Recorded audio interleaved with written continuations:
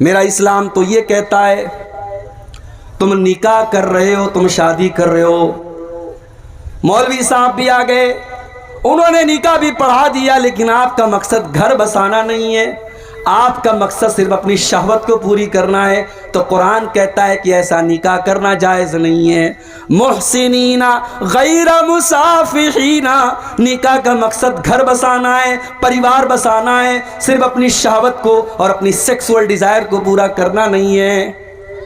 بھئی انسان اور جانور میں کچھ تو فرق ہونا چاہیے۔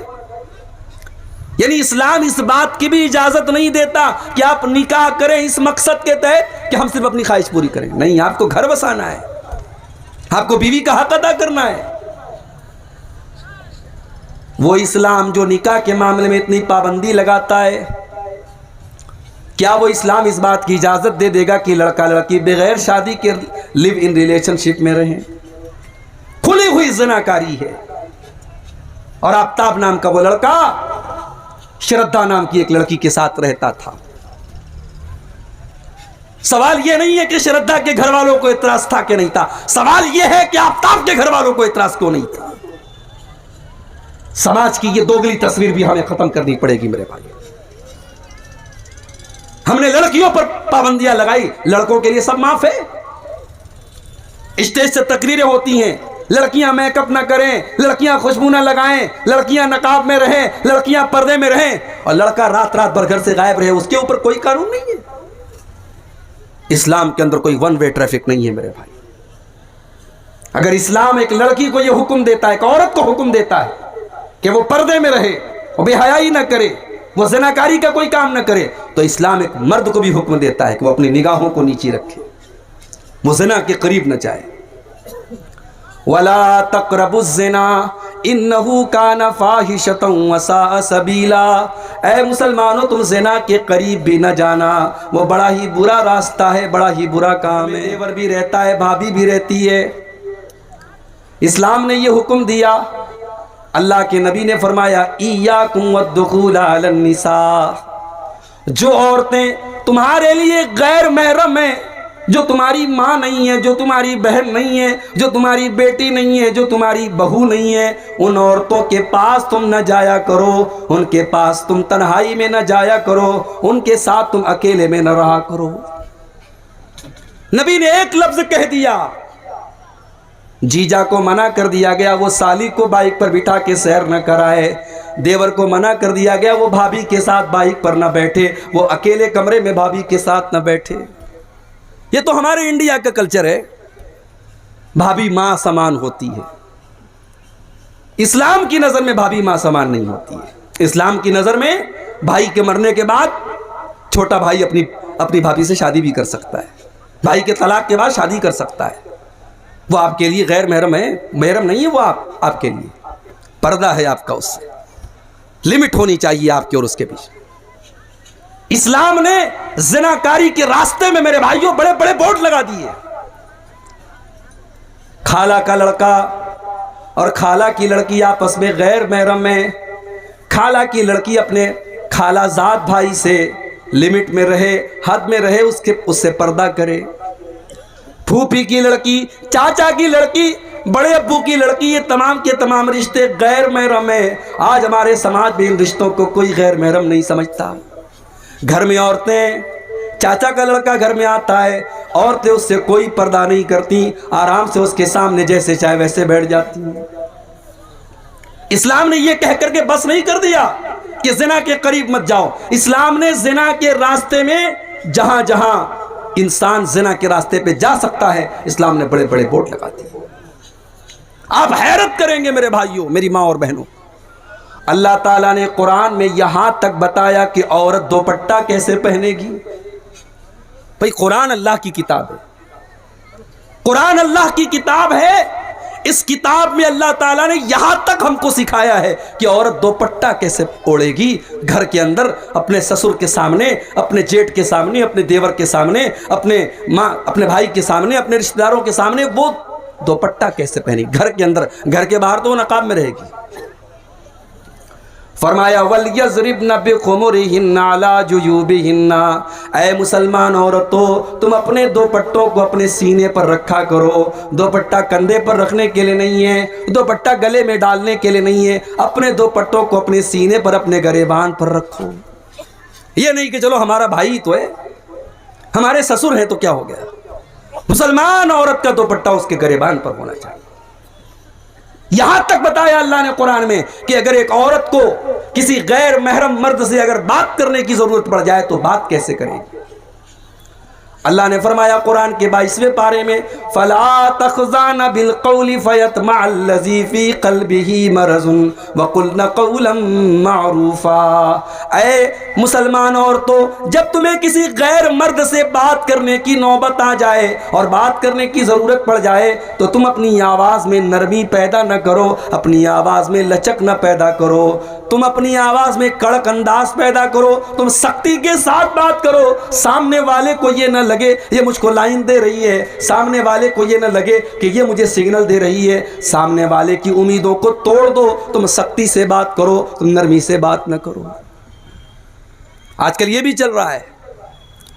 فیس بک والی دینی بہن، لڑکی نے پوسٹ ڈالی، کوئی قرآن کی آیت لکھی، لڑکوں کی لائن لگ گئی. ماشاء اللہ، سبحان اللہ. کیا ہے صاحب؟ ارے یہ ہماری دینی بہن ہے. اب یہ دینی بہن جو رہتی ہے پھر وہ فیس بک کے میسنجر پر آتی ہے، پھر وہاں پہ چیٹنگ ہوتی ہے، پھر چیٹنگ کے بعد ملاقات ہوتی ہے.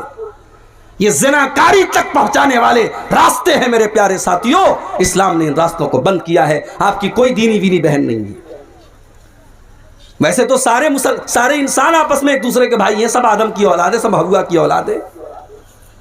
آپ کی بہن صرف آپ کی سگی بہن ہے جو آپ کی ماں کے پیٹ سے پیدا ہوئی ہے، یا آپ کی رضائی بہن ہے جس نے آپ کے ساتھ دودھ میں جو شریک ہوئی ہے. جس عورت کا دودھ آپ نے پیا ہے اس لڑکی نے بھی پیا، وہ آپ کی بہن ہے اور آپ کی سگی بہن ہے. باقی دنیا میں کوئی بہن نہیں ہے آپ کی. اس سے آپ کو پردہ، اس لڑکی کو آپ سے پردہ کرنا ہے اور آپ کو اس سے دور رہنا ہے. تو آفتاب نے اور شردھا نے لیو ان ریلیشن شپ میں وہ زندگی گزار رہے تھے. اب کیا معاملہ ہوا اللہ عالم. میڈیا میں خبر، آپ میڈیا کو تو مسالہ ملنا چاہیے صاحب. مسلمان لڑکے کا نام مسلمان ہے، لڑکی کا ہندو ہے، اتنا کافی ہے میڈیا کے لیے. اس نے 28 ٹکڑے کیے تھے اپنی محبوبہ کے، اس کی لاش کے 28 ٹکڑے کیے تھے اور اس کو فریز میں رکھا. اب میڈیا والوں کو نفرت پھیلانے کا ایک موقع مل گیا کہ مسلمان تو ایسے ہوتے ہیں. میرے بھائیوں یہ حالات کیوں ہیں؟ عشق اور محبت کے نام پر آپ اپنی پوری کمیونٹی اور پوری قوم کو تباہی کے گڈھے کی طرف کیوں ڈال رہے ہیں؟ اسلام میں کوئی عشق نہیں ہے، اسلام میں محبت ہے. اور یہ محبت بھی کون سی محبت ہے؟ جو نکاح کے بعد ہوتی ہے. اسلام میں نکاح کے بعد محبت ہوتی ہے، محبت کے بعد نکاح نہیں ہوتا. اسلام میں لو میرج نہیں ہے. اسلام کا یہ طریقہ ہی نہیں ہے کہ پہلے لڑکی کو پسند کرو پھر نکاح کرو. اسلام یہ کہتا ہے رشتہ دیکھو، لڑکی پسند آ جائے نکاح کر لو، محبت کر کے نکاح کرو. یہ اسلام کا کانسیپٹ نہیں. اسلام میں لو میرج نہیں ہے. اور اللہ کی قسم جو محبت نکاح کے ذریعے پیدا ہوتی ہے وہ کالج کے کیمپس میں نہیں پیدا ہو سکتی، وہ ہاسٹل کے کمروں میں نہیں پیدا ہو سکتی، وہ کٹیہار کے پارکوں میں نہیں پیدا ہو سکتی، وہ ریسٹورنٹ میں نہیں پیدا ہو سکتی، وہ زنا کے اڈوں پر نہیں پیدا ہو سکتی. جو محبت نکاح کے ذریعے جنم لیتی ہے. جانتے ہو نکاح والی محبت کیسی ہوتی ہے؟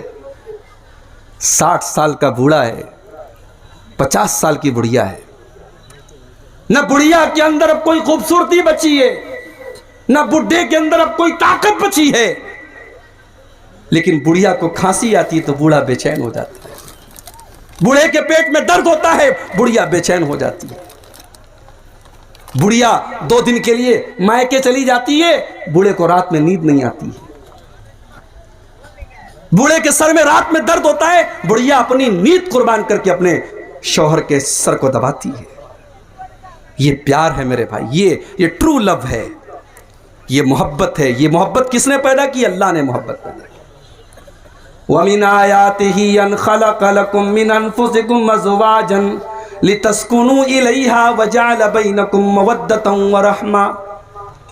میرے بندو اللہ کی بہت بڑی نشانی یہ بھی ہے اس نے تمہارے لیے تمہارے جوڑے بنائے، اس نے تمہارے لیے تمہاری بیویوں کو بنایا تاکہ تم ان سے سکون حاصل کرو۔ وَجَعَلَ بَيْنَكُمْ مَوَدَّةً وَرَحْمَةً، اور اللہ نے میاں بیوی کے درمیان محبت ڈال دی، رحمت ڈال دی۔ اللہ نے شوہر اور بیوی کے درمیان محبت پیدا کر دی۔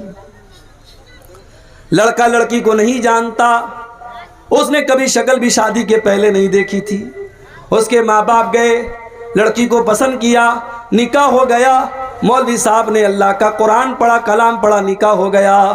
دونوں میں اتنی محبت ہو گئی، اتنی محبت ہو گئی کہ لڑکا اگر پردیس میں جانے لگتا ہے لڑکی کی آنکھوں سے آنسو بہنے لگتے ہیں، وہ اپنے شوہر کی جدائی برداشت نہیں کر پاتی۔ اللہ نے فرمایا یہ محبت پیدا کرنے والے ہم ہیں۔ میرے بندو یہ سچی محبت ہے، یہ سچا پیار ہے جو اس کے دل میں ہم نے ڈالا ہے، جو شوہر کے دل میں بیوی کے لیے ہم نے ڈالا، جو بیوی کے دل میں شوہر کے لیے ہم نے ڈالا۔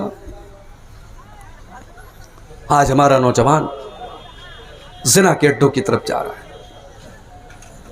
مسلمان لڑکیاں آج غیروں کے ساتھ بھاگ رہی ہیں، مرتد ہو رہی ہیں۔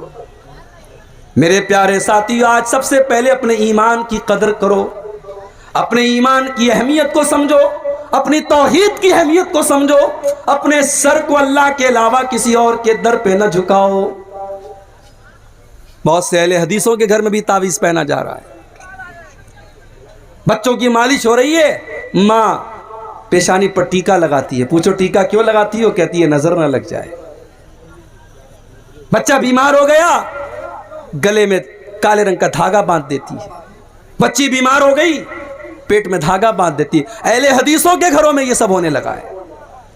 معاف کیجئے گا، اگر توحید میں کمی ہے، اگر توحید گڑبڑ ہے تو ہمیں اور آپ کو اپنے آپ کو اہل حدیث کہنے کا کوئی حق نہیں۔ وہ اہل حدیث ہو ہی نہیں سکتا جس کے گھر میں توحید نہ ہو، جس کے دل میں توحید نہ ہو۔ ارے ہمارے بہت سارے بھائی کہتے ہیں نا ہم قیامت کے دن نبی کا دامن نہیں چھوڑیں گے۔ ارے نبی کا دامن وہ پکڑے گا جو توحید پر ہوگا۔ آئیے بڑی پیاری حدیث آپ کو سناتا ہوں۔ قیامت کے دن اللہ کے نبی کس کی شفاعت کریں گے، کس کا دامن ملے گا، نبی کا دامن کس کو ملے گا؟ ذرا اس حدیث کو اپنے سامنے رکھیے۔ صحیح بخاری کے الفاظ ہیں، حضرت ابو ہریرہ کہتے ہیں کہ میں نے اللہ کے نبی سے سوال کیا۔ اچھا ابو ہریرہ کون ہے؟ جانتے ہیں آپ ابو ہریرہ کون ہے؟ پتہ ہے؟ بولو بھائی، سو رہے ہو یا جاگ رہے ہو؟ ابو ہریرہ کون ہے؟ صحابی ہیں، بس اتنا معلوم ہے صحابی ہیں، اور کچھ؟ ابو ہریرہ وہ صحابی ہیں، ان کا کوئی کام دھندا نہیں، کوئی تجارت نہیں، کوئی بزنس نہیں، کوئی دکان نہیں، ان کا بس ایک ہی کام ہے، وہ 24 گھنٹے نبی کے دروازے پر رہتے ہیں، نبی کے ساتھ رہتے ہیں، نبی کی باتوں کو نوٹ کرتے ہیں، نبی کی حدیثوں کو نوٹ کرتے ہیں، ان کو سنتے ہیں اور یاد کرتے ہیں۔ آج 1 گھنٹے کی تقریر ہم کو آپ کے سامنے کرنی ہے تو ہم موبائل کا سہارا لیتے ہیں، کوئی حدیث پڑھنی ہے سرچ کرتے ہیں کہ حدیث ایک بار ریپیٹ کر لوں، حدیث صحیح ہے کہ نہیں، صحیح پڑھ رہا ہوں کہ نہیں پڑھ رہا ہوں۔ ابو ہریرہ کے دور میں موبائل نہیں تھا، کمپیوٹر نہیں تھا، لکھنے پڑھنے کا رواج نہیں تھا، مگر اللہ نے ابو ہریرہ کو غضب کی میموری دی تھی۔ 5274 حدیثوں کو ابو ہریرہ نے یاد کیا تھا۔ 5274 حدیثوں کو حضرت ابو ہریرہ نے یاد کیا تھا میرے بھائیوں، اور پورا من وعن جیسے نبی سے سنا تھا ویسے امت کو پہنچایا تھا۔ ابو ہریرہ اللہ کے نبی سے سوال کرتے ہیں، اے اللہ کے نبی من اسعد الناس بشفاعتک، قیامت کے دن وہ کون سا خوش نصیب ہوگا جس کو آپ کی شفاعت نصیب ہوگی؟ اب ذرا اللہ کے نبی کا انداز دیکھیں۔